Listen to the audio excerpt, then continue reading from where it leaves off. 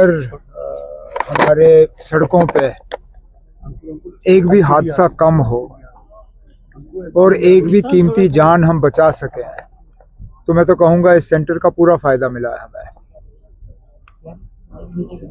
Road accidents के वजह से बहुत सारे लोग अपनी कीमती जानें गंवा देते हैं और अक्सर बेशतर आपने देखा होगा जब एक्सीडेंट हो जाते हैं तो शिकायत ये आती है कि वो गाड़ी इस लायक ही नहीं थी कि वो गाड़ी सड़क पे हो।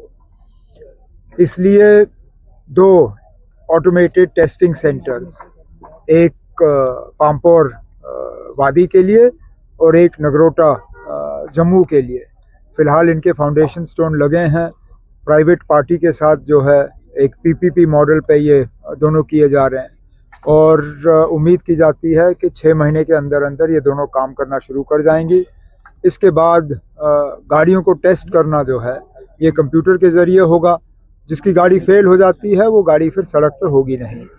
अब जैसे मैं अभी अपने काबिना के साथी और इनके अफसरों से कह रहा था, एक नगरोटा में शायद जम्मू के लिए काफ़ी नहीं होगा, एक पाम्पोर में आप वादी को कवर कर पाओगे, लेकिन नगरोटे से डोडा, किश्तवाड़ या रजौरी, पुंछ कवर करना मुश्किल होगा। तो अब हमारी कोशिश रहेगी कि एक पीर पंचाल की तरफ और एक चनाब की तरफ जो है ये 2 सेंटर और खुलें ताकि ज़्यादा से ज़्यादा गाड़ियों की टेस्टिंग हो और सड़क पे जो हादसे हैं वो कम हो जाएं। सर 2 सवाल मेरे और हैं।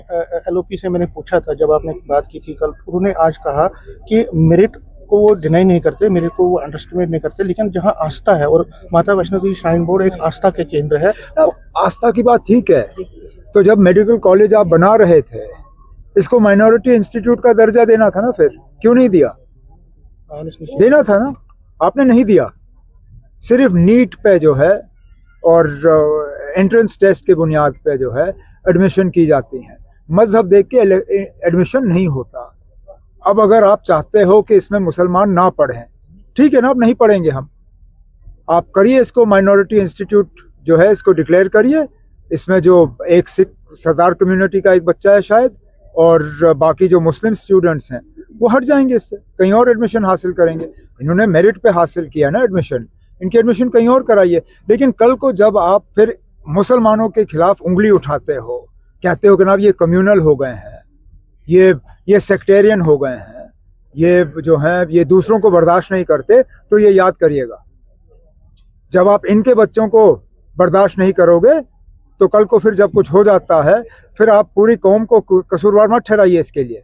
जब वो क्या नाम है, वो फरीदाबाद की यूनिवर्सिटी में बच्चों ने एडमिशन हासिल किया तो क्या पूछा इन्होंने कि ऐसी जगहों में ये जाते क्यों हैं, इन जगहों में ये जाते क्यों हैं जहाँ पे ये रेडिकलाइज हो जाते हैं।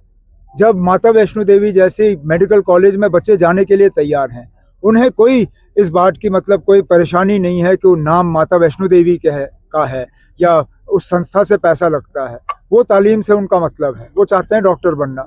अब आप उनका मजहब देख के उनको एडमिशन डिनाई करना चाहते हो, कल को फिर वो अगर किसी और इंस्टीट्यूशन में चले जाएं जहाँ पे फिर वो रेडिकलाइज हो जाएं, इसके लिए फिर कौन सुनील शर्मा साहब कहेंगे कि वो कसूरवार है।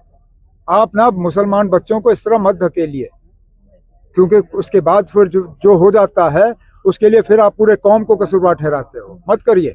और मैं फिर इस बात पे आता हूँ, अगर आप चाहते हो कि मुस्लिम बच्चे जो हैं आपके इस मेडिकल कॉलेज में नहीं पढ़ें, मेहरबानी करके इसका आप स्टेटस बदल दीजिए, इसको माइनॉरिटी स्टेटस दे दीजिए और हमारे बच्चे जो हैं वो कहीं और एडमिशन हासिल करेंगे, बांग्लादेश जाएंगे, टर्की जाएंगे, कहीं और जाएंगे।